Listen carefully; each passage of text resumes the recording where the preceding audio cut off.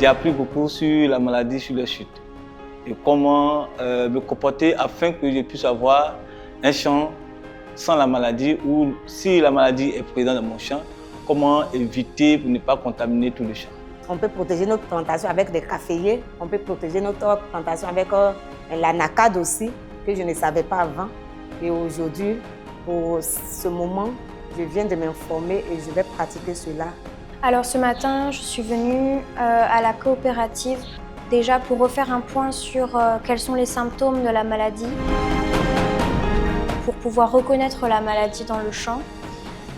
On a aussi discuté des moyens de lutte qui existent aujourd'hui contre la maladie.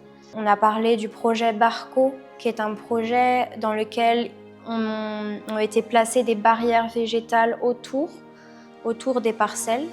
On a parlé de l'arrachage quand la maladie elle est déjà présente dans le champ. On a compris à la fin que c'est un jeu, mais ça nous montrait comment on doit faire pour pouvoir freiner la maladie. Parce qu'il y a des gens qui ont choisi des champs de cacao, il y a d'autres qui ont choisi des champs de caféiers. Quand on a commencé à tourner, on a vu que quand la flèche tombe sur un champ de caféier, la maladie ne brûle pas. Mais quand il s'agit des champs de cacaoyers, la maladie propage.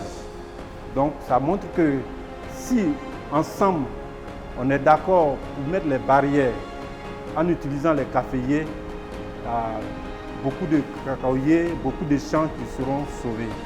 J'ai récolté et en discutant beaucoup avec les producteurs, quelle est leur perception sur les facteurs qui amènent la maladie.